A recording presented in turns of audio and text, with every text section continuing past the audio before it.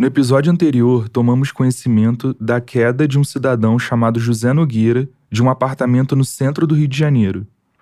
Acompanhamos o seu passo a passo na véspera do ocorrido até sua chegada ao apartamento 302, na Rua das Marrecas, número 29. E você terminou sabendo que o registro de ocorrência da queda, feito pela Polícia Civil, apresenta muitas estranhezas e que o corpo que caiu na Cinelândia era de um espião.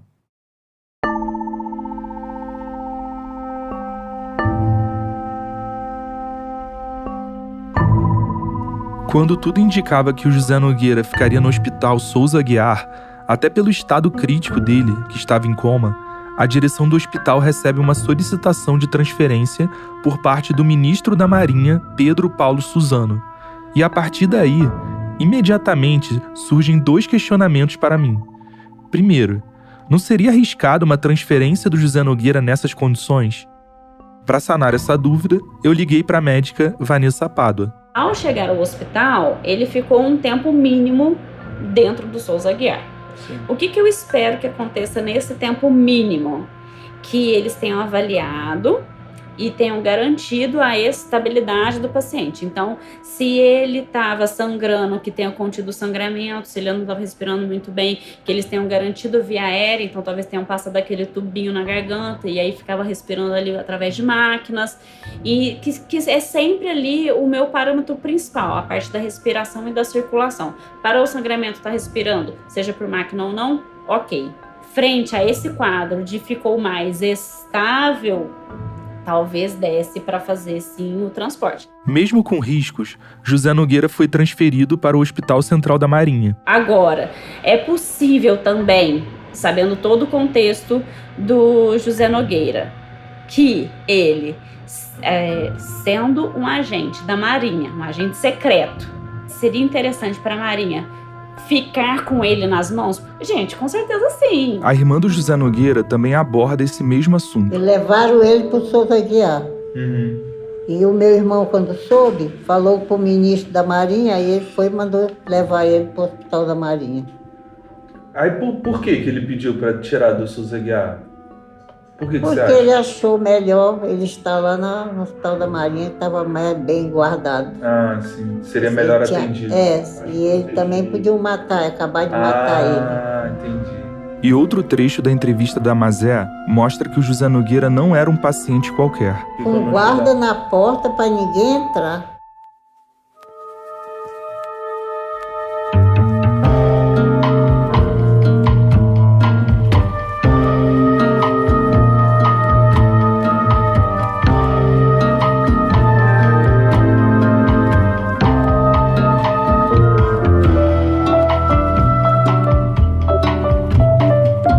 Meu nome é Rafael Alberti e esse é o Espião Silenciado, um podcast produzido pela HD1 e que faz parte da série de não ficção Resgate, que traz à tona casos abafados da história do Brasil.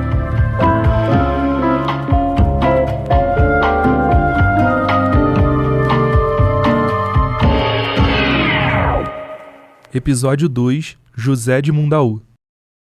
Fui diversas vezes no Serviço de Documentação da Marinha, responsável por guardar documentos dessa instituição, e voltei para casa com as mãos abanando. Argumentavam que não tinha nenhum registro com o nome José Nogueira nos computadores desse arquivo. Daí tive a curiosidade de, ao invés de pesquisar pelo nome, consultar o livro de leitos do Hospital Central da Marinha, e encontrei uma ficha de internação de 5 de março de 1963, 2 dias após a queda, com os seguintes dizeres, abre aspas, civil José Nogueira, procedente da sua residência para a 4ª Enfermaria, fecha aspas. Na mesma semana, fui pessoalmente no Hospital Central da Marinha com a seguinte pergunta, como um civil pode dar entrada em um hospital militar? Isso é possível? As militares do hospital foram sucintas, é impossível. E aqui conseguimos fazer um elo com a afirmação de que José Nogueira era um agente secreto da Marinha. Caso não fosse, como explicar a internação de um civil em um hospital militar? E os guardas na porta do seu quarto? Que serviço José Nogueira teria prestado para o ministro da Marinha a ponto dele se empenhar tanto na sua transferência para o Hospital Central da Marinha?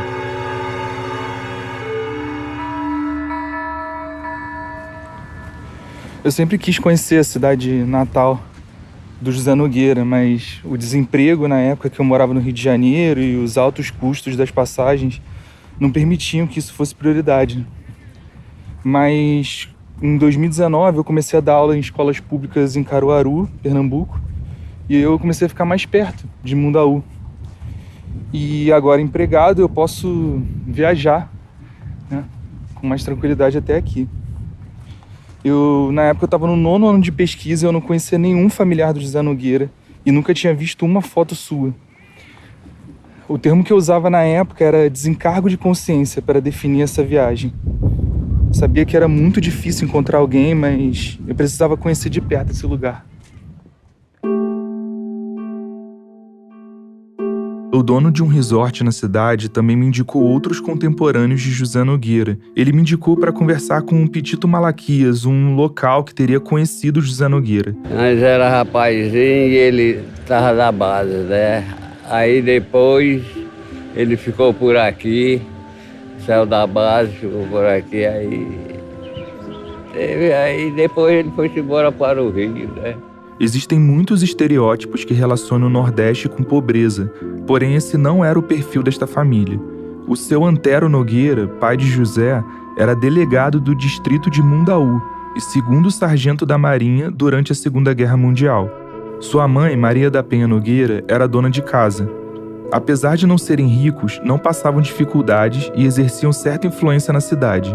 E quando o Pitito fala sobre a saída da base, ele se refere à base da Aeronáutica em Fortaleza, onde José Nogueira cumpriu o serviço militar.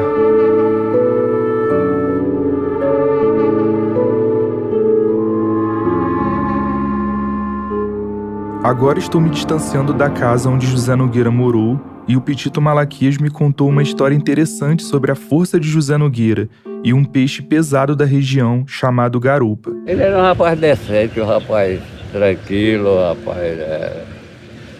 Ele pegava uma maromba de 60 quilos, botava os dedos aqui e aqui e levantava aqui assim. A entrevista que tinha para fazer, acabei não fazendo. E não foi por falta de tentativa. De última hora, o entrevistado disse que estava com problemas de saúde na família e cancelou sua ida a Mundaú. Depois de várias tentativas, no final de fevereiro de 2022, consegui marcar uma videochamada com essa pessoa tão importante para minha pesquisa. Meu nome é Marcílio Nogueira, eu sou primo do Zé Nogueira, né? O Zé Nogueira, no ano que eu nasci, ele veio a falecer.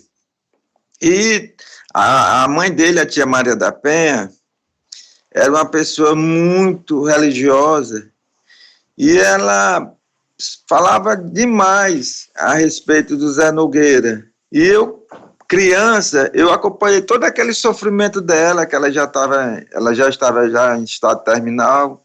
E aquilo ali, para mim, me marcou bastante a história dele. Esse carinho que o Marcílio tinha pela mãe de José Nogueira fez com que ele se tornasse um curioso para entender a história do seu filho, que gerava tanta angústia e sofrimento para ela. E um belo dia, eu acho que foi dezembro, eu não recordo bem, eu procurando na internet, eu não acreditei no que eu vi. Eu pesquisando e tal, isso era de madrugada. E eu vi a dissertação do Rafael. Aquilo ali para mim foi assim, foi um impacto tão grande que eu não consegui, depois que eu vi, que eu li, isso não está acontecendo comigo, porque os anos todos de busca e de repente eu tinha todo aquilo ali para eu entender o que aconteceu realmente, né? E eu fiquei assim, êxtase, meu pai do céu, isso é um presente. Aí li, baixei, adorei tudo, fiquei assim como se tivesse eu tive uma satisfação enorme de toda a curiosidade. Liguei para a tia no outro dia, a tia não acreditou e tudo, e ficou aquele negócio, mandei para ela e marquei, acho que umas 3 vezes, tinha o endereço dele e tudo, para ir para Caruaru. E problema de saúde, infelizmente, eu estou um pouco... Só um instantinho. Eu não pude ir para ao encontro do Rafael para ter assim, o contato com ele a respeito do que ele escreveu, né? Mas, bem, eu vou melhorar e vou, né? E não deu certo. Apesar de não ter conseguido me localizar em Mundaú, o Marcílio teve uma surpresa onde ele menos esperava. Eu não sei, eu sou muito assim, não é supersticioso, eu acredito muito assim no acaso. Eu vinha sempre procurando atrás de algumas informações e não encontrava nada. Um belo dia me ligaram dizendo que tinha uma pessoa que estava no Mundaú colhendo informações a respeito do Zé Nogueira, da família Nogueira de Lucena. E eu prontamente fui para Mundaú, procurei, e eu fui lá até lá e disseram que ele tinha ido para Jericoacoara. E consegui o telefone dele. Tentei algumas vezes fora de áreas, deu certo. Falei com ele, me identifiquei primo do Zé Nogueira e que tinha o maior prazer de recebê-lo na minha casa.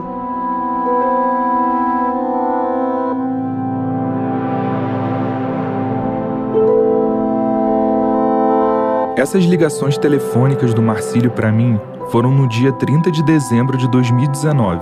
Eu tinha saído de Mundaú no mesmo dia para passar a virada do ano em Jericoacoara.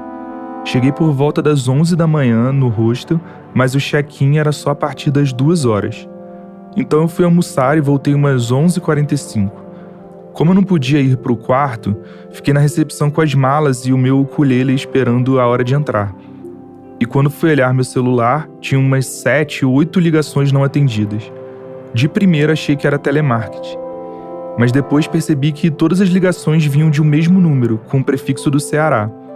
Liguei de volta e foi aí que conheci o Marcílio. Ele se apresentou, disse que estava me procurando há algum tempo e queria que a gente se encontrasse. Marcamos alguns dias depois do Réveillon e ele estava tão ansioso que disse que me buscaria de carro onde estivesse. O Marcílio faz uma revelação que me deixou paralisado no meio da recepção. O José Nogueira tinha uma irmã. Ela estava viva e queria me conhecer. Para completar, disse que tinha fotos do José Nogueira para me mostrar. Àquela altura eu estava completando 10 anos de pesquisa e eu nunca tinha visto o rosto do José Nogueira. Tudo que eu tinha eram as descrições que foram feitas em jornais da época. E foi aí que eu vi suas fotos pessoais na infância, na adolescência e na sua vida profissional. Jericoacoara no Réveillon era o lugar que muitos brasileiros gostariam de estar. E naquele instante, vendo aquelas fontes históricas diante de mim e sabendo da importância delas para a comprovação dos fatos, talvez eu fosse o único turista ali que já não estava ligando a mínima para Jericoacoara. No dia 2 de janeiro de 2020, eu fui de Jericoacoara para Acaraú, e o Marcílio me buscou de carro para irmos para Mundaú. Chegando lá, ele me apresentou para muitas pessoas e lugares. Um dia antes do almoço, ele jogou R$600 na mesa. Eu falei que não estava fazendo aquilo por dinheiro, mas ele insistiu tanto que eu aceitei. Depois de 10 anos, foi a primeira vez que alguém me pagou para fazer essa pesquisa. Imagina a minha felicidade. Depois de tantas dúvidas sobre a viabilidade da pesquisa e se isso seria útil para alguém, ser prestigiado dessa forma me gerou uma certa realização profissional.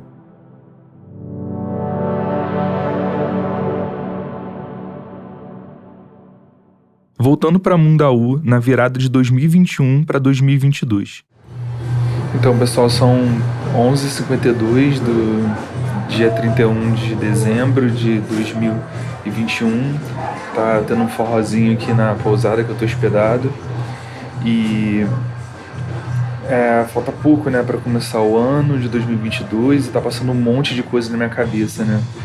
Estar aqui em Mundaú, na terra que o José Nogueira nasceu, conseguir conversar com pessoas que foram seus contemporâneos, né, ter acesso à sua família e principalmente ser ouvido, né? Eu digo que isso é importante porque por mais de uma década eu me esforcei muito para divulgar essa história e fazer com que as pessoas reconhecessem a relevância dela. E agora poder ao mesmo tempo divulgá-la nacionalmente através desse podcast, criando um material que contribua, né, para a história do Brasil e para os familiares do José Nogueira, assim, não tem preço. E pensar que há 70 anos atrás ele partia daqui para o Rio, né, a mesma viagem que eu vou fazer daqui a 3 dias. Tanta coisa em comum e diferente ao mesmo tempo. Um jovem com um faro de investigação apurado, saindo de uma pequena cidade cearense para trabalhar em jornais da capital do Brasil, e o outro, não tão jovem assim, viajando por cidades de norte ao sul do país atrás de entrevistas que ajudem a contar melhor essa história. Nas duas viagens, euforia e medo.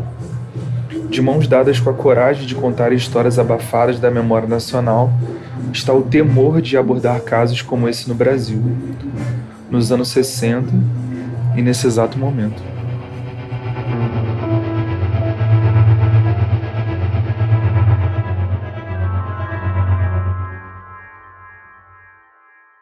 Hoje é dia 3 de janeiro, já estou no Rio e vou contar para vocês como foi a saída de José Nogueira de Mundaú. Para isso, vou contar com a voz de uma pessoa que foi e segue sendo muito importante para essa pesquisa. Eu sou Maria José Moreira, né? Quando me casei, eu tirei o Nogueira.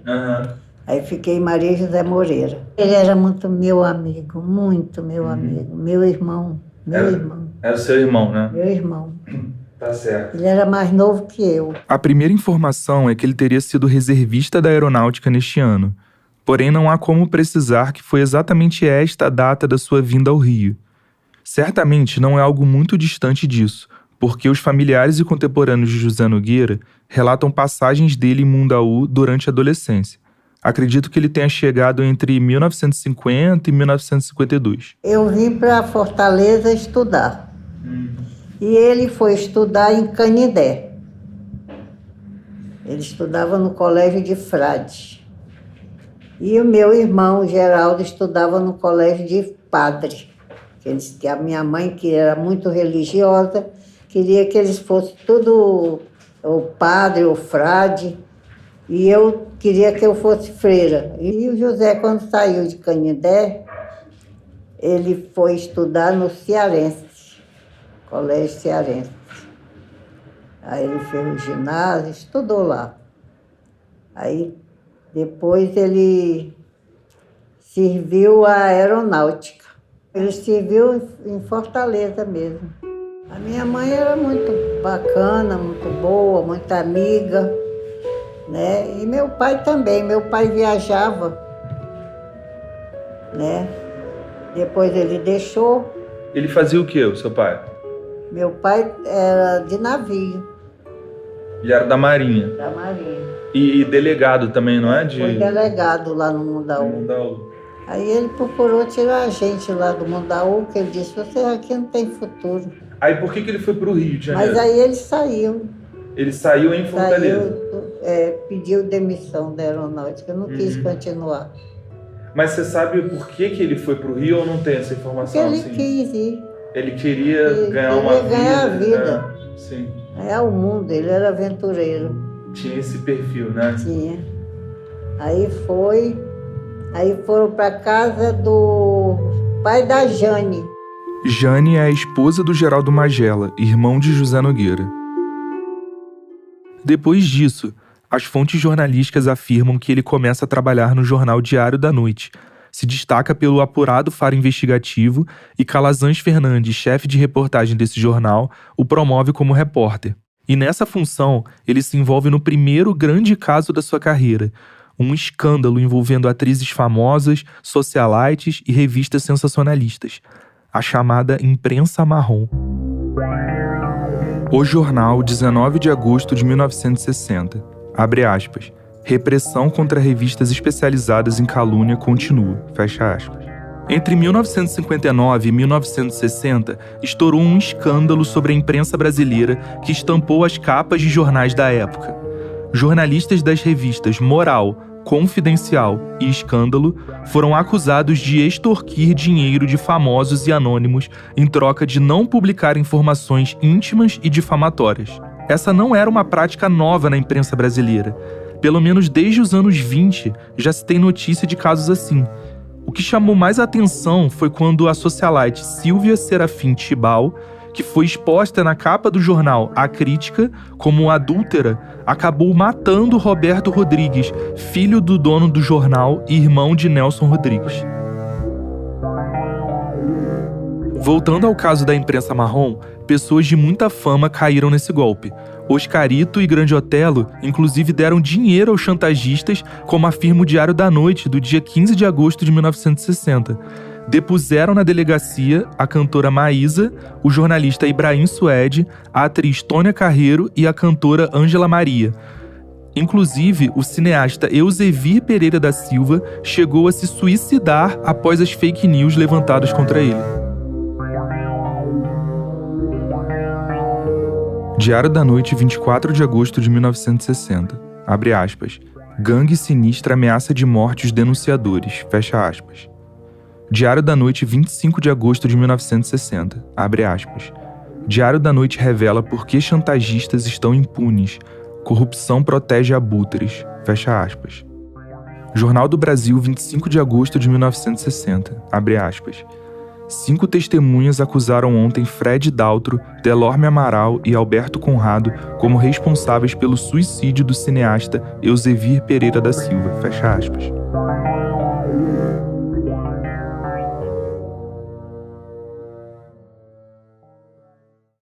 Essas revistas foram fechadas devido a furos de reportagem feitos por José Nogueira e um grupo de repórteres do jornal Diário da Noite.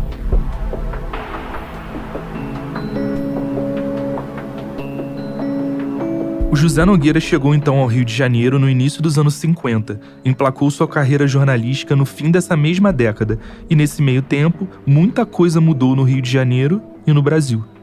Vivíamos o período de Guerra Fria, momento após a Segunda Guerra Mundial, onde emergiram 2 superpotências, Estados Unidos, líder do bloco capitalista, e União Soviética, líder do bloco comunista.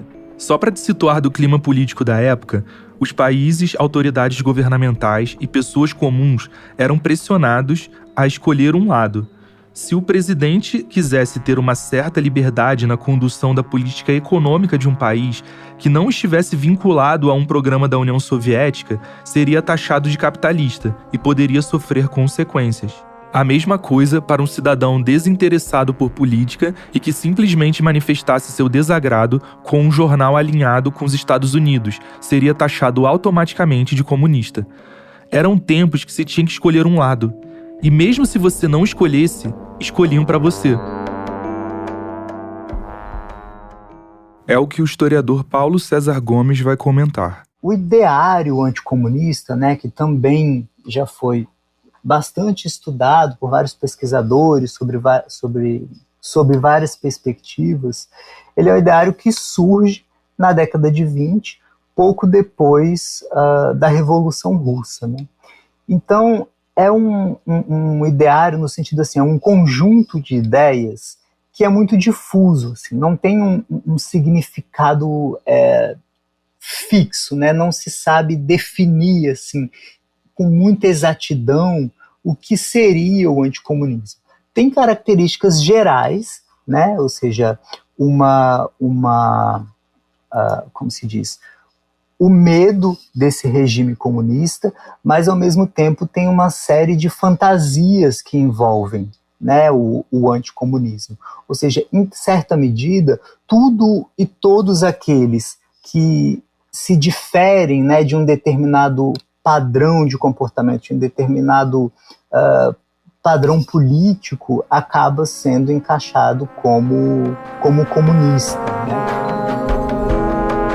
Mas acho que nem precisa explicar muito isso para você, Estamos vivendo isso agora. E naquela época, José Nogueira escolheu o seu lado, o anticomunismo.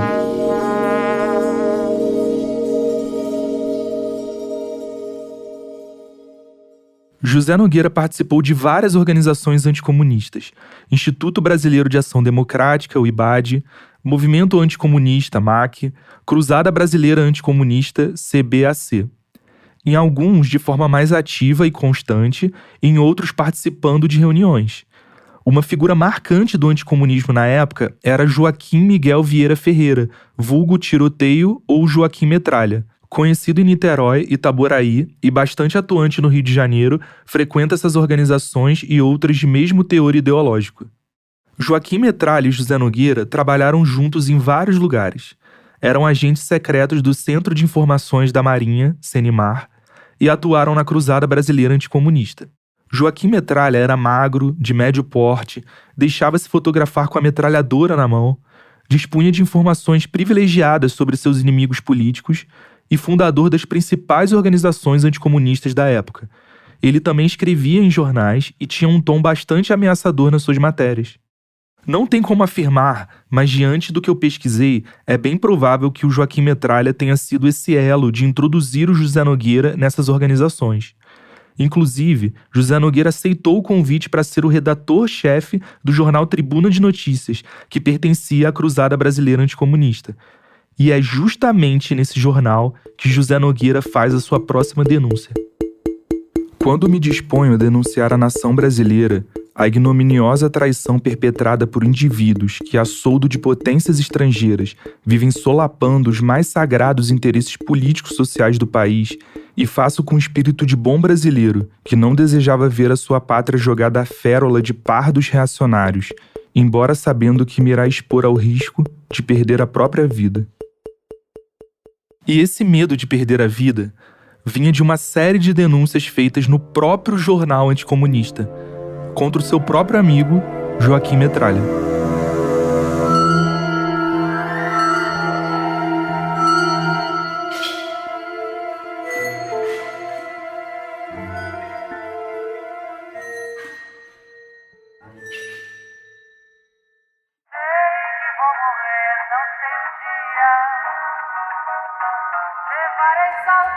Da Maria, sei que vou morrer, não sei a... Esse é o podcast Um Espião Silenciado, a primeira temporada da série Resgate, produzido pela HD1. Criador e apresentador Rafael Alberti, roteiro do Vitor Garcia e Rafael Alberti, supervisão de roteiro Sara Zoubel, a edição do Henrique Machado, trilha original Vitor Oliveira, produtor Elias Silva, produtores executivos Lídia Roncone e Guilherme Sagas e direção do Gus Lanzetta. Mas o meu nome ninguém vai